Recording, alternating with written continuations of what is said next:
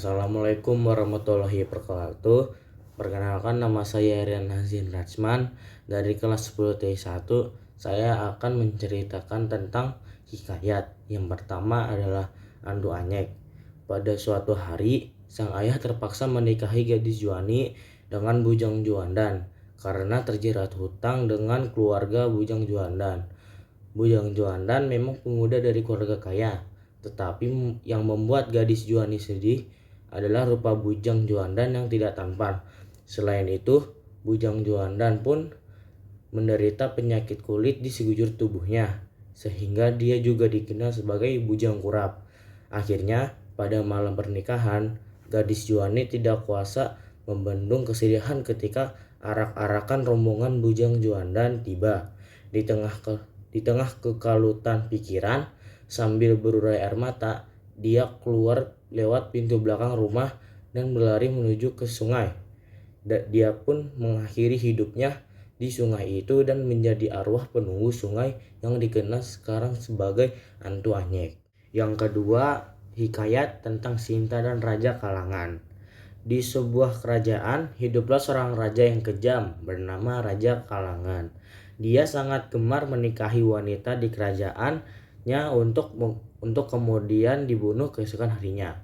Hal tersebut dilakukan setelah merasa dikhianati oleh istri pertamanya. Kemudian, Sinta yang ingin menyelamatkan gadis-gadis di kerajaannya mencoba untuk bersiasat dan mengubah perilaku dengan cara menikahi sang raja. Awalnya, ayah Sinta tidak menyetujui rencana sang anak, tetapi Sinta berhasil untuk meyakinkan ayahnya bahwa nasibnya tidak akan mengenaskan seperti istri raja tersebut. Setelah menikah, Sinta terus mengulur waktu eksekusi dengan cara menceritakan dongeng-dongeng. Ternyata raja menyukai dongeng yang diceritakan oleh Sinta. Saking serunya, tidak terasa hari sudah berganti dan waktu eksekusi telah tiba. Namun, Sinta yang cerdik kemudian berkata bahwa ceritanya akan dilanjutkan pada malam hari. Raja yang kejam itu menyetujui karena sangat menyukai cerita tersebut. Tidak terasa, sudah 30 hari, wanita tersebut bercerita kepada raja sehingga akhirnya dia melupakan hukuman mati kepada istrinya tersebut. Yang ketiga adalah cerita hikayat tentang pengembara. Dalam contoh cerita hikayat pendek ini, ada 3 pemuda yang senantiasa berkeliaran, yakni Irfan, Aldi, dan Sigit. Selama di perjalanan, tiga orang tersebut membawa makanan seperti susu, daging, nasi, serta buah-buahan. Saat semuanya sudah lelah, ketiga pemuda tersebut beristirahat dan menyantap makanan yang telah dibawanya. Sehingga suatu hari mereka akhirnya tiba di hutan yang sangat lebat. Mereka merasakan lapar yang teramat sangat, namun tidak mampu makan karena konsumsi telah habis. Apalagi di tempat tersebut mereka tidak bisa menemukan satupun manusia untuk dimintai pertolongan.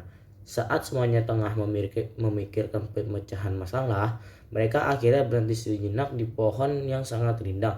Lalu Irfan berkata, "Apabila ada nasi, maka aku akan segera menyantapnya sendiri." Sigit berjular, "Saat aku teramat lapar, maka aku mampu menyantap lebih dari 10 ayam goreng." Aldi berbeda dengan teman-temannya. Ia hanya mengharap semangkuk nasi dan lauk untuk memuaskan rasa lapar. Tiba-tiba, harapan mereka didengar oleh pohon magis. Pohon tersebut menjatuhkan 3 daun yang secara ajaib berubah menjadi makanan. Sigit dan Irfan merasa senang karena menemukan makanan. Tidak perlu menunggu lama, mereka akhirnya bergegas untuk memakan makanan tersebut. Aldi sangat bersyukur bisa mengisi perutnya, walaupun tidak seperti teman-temannya yang penting cukup untuk mengobati laparnya. Usai makan siang, Aldi memperhatikan kedua sahabatnya yang masih sibuk makan. Walaupun dia banyak makan, rupanya Irfan tidak dapat menghabiskan makanannya. Nasi yang disantap tersebut bisa berbicara dan memintanya untuk dihabiskan. Dikarenakan sudah tidak merasa mampu makan, Irfan sudah tidak ingin menghabiskan makanannya. Akhirnya nasi menusuk menjadi marah dan menggigit badan Irfan. Hal itu juga serupa dengan Sigit karena ia tidak mampu menghabiskan makanan yang telah dia minta.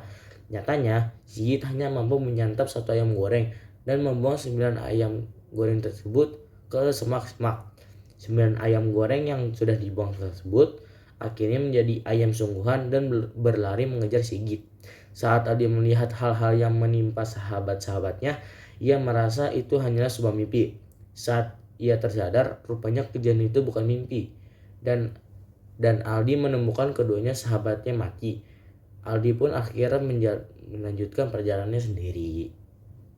Yang keempat, cerita hikayat tentang Abu Nawas dan Lalat. Suatu hari, Baginda Raja membongkar rumah dan tanah Abu Nawas begitu saja untuk menemukan emas dan permata. Namun, ternyata emas dan permata yang dikatakannya berada di dalam tanah milik Abu Nawas hanyalah rumor. Setelah tidak menemukan emas dan permata, Baginda Raja bukannya meminta maaf dan mengganti kerugian, tetapi malah pergi begitu saja. Abu Nawas pun marah dan ingin membalaskan dendam.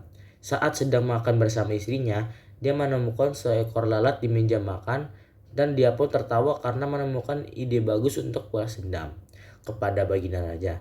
Abu Nawas mengaku hendak melaporkan perlakuan tamu tidak diundang. "Siapakah tamu tidak diundang itu?" tanya Baginda. "Lalat-lalat ini, tuanku," kata Abu Nawas yang membawa lalat di atas piring yang tertutup tulung saji. Abu Nawas pun meminta izin untuk mengusir lalat-lalat itu.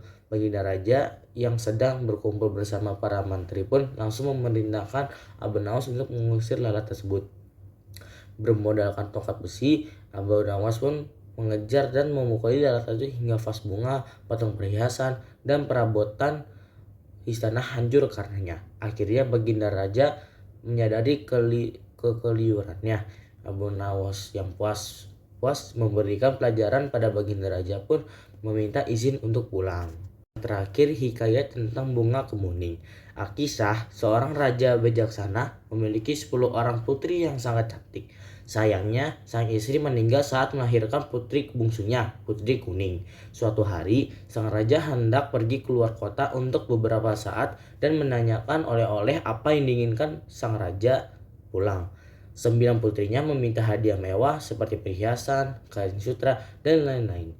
Namun Putri Kuning hanya meminta sang ayah agar pulang dalam keadaan sehat.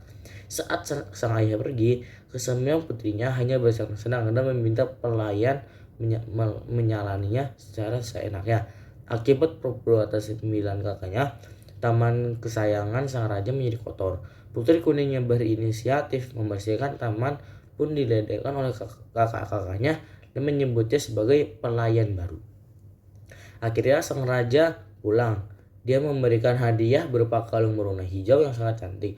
Putri hijau yang merasa iri akhirnya menghasut saudari-saudarinya untuk mencuri kalung tersebut.